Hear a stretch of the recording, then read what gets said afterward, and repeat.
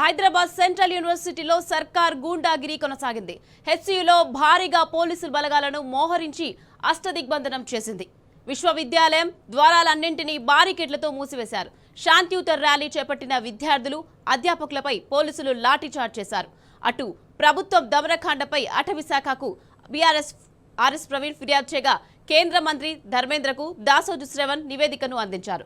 Varsity భూమిపై చీకటి ఒప్పందం జరిగిందని, రేవంత్ కు జనం బుద్ధి చెప్తారని బీఆర్ఎస్ నేతలు తీవ్ర స్థాయిలో ధ్వజమెత్తారు.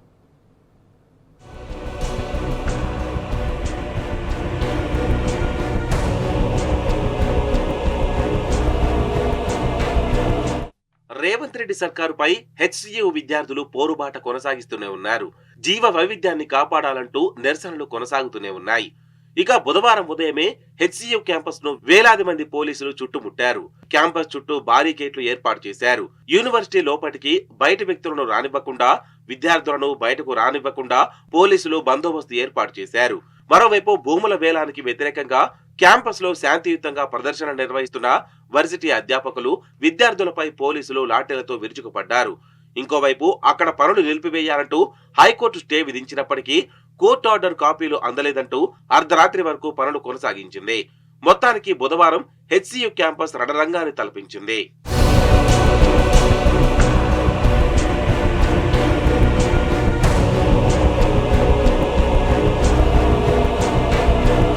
నాలుగు 400 ఎకరాల వర్సిటీ భూముల వేలాన్ని నిలిపివేయాలని విద్యార్థులు చేస్తున్న ఆందోళన బుధవారం మరింత ఉధృతమైంది. ఆందోళన చేస్తున్న విద్యార్థులతో అధ్యాపకులు కూడా గొంతు కలిపారు. విద్యార్థులపై పెట్టిన కేసులను ఉపసంహరించుకోవాలంటూ HCU teaching, non teaching staff, విద్యార్థి జేఏసీ ఆధ్వర్యంలో శాంతియుతంగా ర్యాలీ నిర్వహించారు. పోలీస్ గో బ్యాక్, ప్రభుత్వం వెంటనే యూనివర్సిటీ స్థలాన్ని వీడాలంటూ నినాదాలతో హోరెత్తించారు. ఆడిటోరియం నుంచి ప్రారంభమైన rally campus main gate, administrative భవనం మీదుగా ఈస్ట్ క్యాంపస్ వైపు శాంతియుతంగా వెళ్తుండగా పోలీసులు అడ్డుకున్నారు. దీంతో విద్యార్థులకు, పోలీసులకు మధ్య వాగ్వాదం జరిగింది. పోలీసులు లాఠీలతో విరుచుకుపడ్డారు.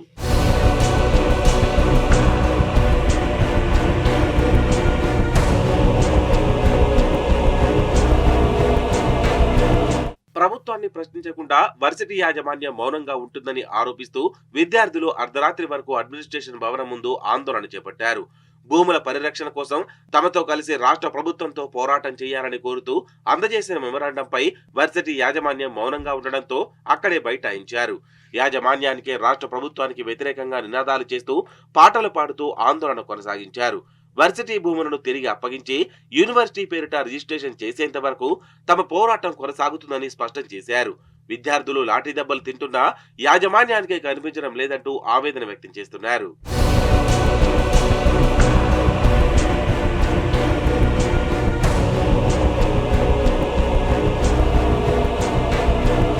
హెచ్సియు క్యాంపస్ ను పోలీసులు బుధవారం అష్టదిగ్బంధనం చేశారు. విశ్వవిద్యాలయం ద్వారాలన్నింటినీ భారీ గేట్లతో మూసివేశారు. క్యాంపస్ దరిదాపులకు ఎవరూ వెళ్లకుండా పోలీస్ బలగాలను మోహరించారు. ఒక్కో గేటు వద్ద పదుల సంఖ్యలో పోలీసులను మోహరించి లోపలి వారు బయటకు, బయట వారు లోపలికి వెళ్లకుండా అడ్డుకున్నారు. విద్యార్థులు, యూనివర్సిటీ ఉద్యోగులను మాత్రమే గుర్తింపు కార్డులు చూసి లోపలికి అనుమతించారు. హెచ్సియును పోలీసులు పూర్తిగా తమ ఆధీనంలోకి తీసుకోవడంతో స్థానికంగా తీవ్ర ఉద్రిక్త వాతావరణం నెలకొంది. హెచ్సియు వైపు వెళ్లే ప్రధాన రహదారుల వద్ద కూడా పోలీసులు మోహరించడంతో ఏం జరుగుతుందో తెలియక సాధారణ ప్రజలు భయాందోళనకు గురయ్యారు.